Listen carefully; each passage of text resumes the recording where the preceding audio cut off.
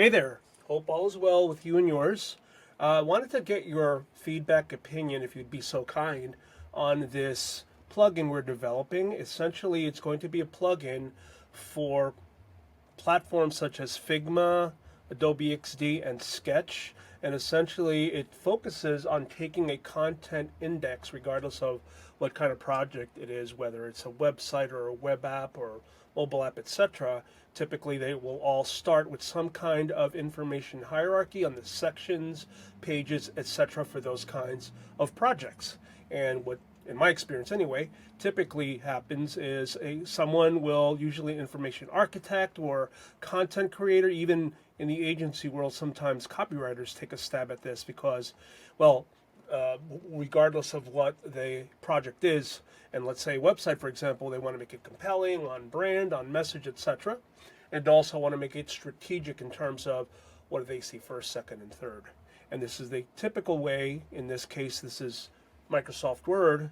It could be Jira. It could be GitHub. It could be Excel, simple text, Notepad. As long as the convention is clear, what the plugin is designed to do is to take these document types and essentially run them as a plugin on the user level. We're also looking at organizational enterprise solutions for this, and essentially spit out an interactive prototype. One key benefit of using a document type and multiple document types that are standard usage across all roles, departments, companies, etc. Microsoft Word is a standard simple text, etc. Is especially when we're working with content reviews, content hierarchy, order, etc. There's a lot of back and forth, and typically you will use certain tools to discuss and provide feedback, and a lot of these tools will upload these kinds of documents. Regardless of that, these kind of ubiquitous document types allow them to be shared across all these different environments, whether it's a freelancer, a third-party vendor, a client, different parts, different roles on the client side, brand steward, strategist, etc. This allows this to be a lot more agnostic, so you don't have to worry about what kind of system they have to do so. They can use a Word document, text, etc. As long as once the approved document is ready to go, that it has that numbering convention that we mentioned. So essentially what it does, it's no longer called FigDex because originally, actually it's a good point here. Originally we were only going to develop it for Figma, but we decided we'd be a lot broader than that, and I'll introduce you to what the new name is.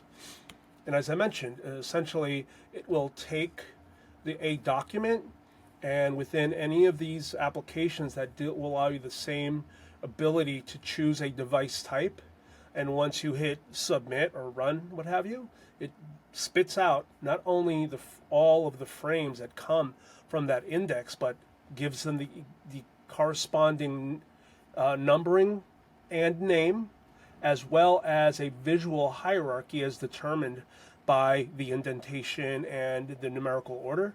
And also it will recreate the project name based on the project name or the document type or both. And more so, it'll add the interactivity page to page, frame to frame in this case because it's Figma, based on that hierarchy. So in conclusion, let me introduce you to what the plugin name is going to be. InFlo-UX. Yes, I'm being clever, from doc to mock-ups, what have you. So I'd really love to get your feedback on the concept of it, and once again reinforce that we're targeting individual users for freelancers and so on, but we're also going to be developing other features for users, also single users, but also for organizations and enterprise. One feature I'll just kind of bleed out here is we're going to also create templates within any of these, or allow the organizations to build templates as they see fit. As you know, templates either are going to be wireframes, where another approach, as I mentioned, is to build out templates. In this case, this example shows wireframes, but those wireframes are representing unique pages, which is often a step an organization may want to take in order to determine just the unique, so that later on they can spit out all the other pages or go from this kind of wireframe unique architecture over to skinning it with actual design.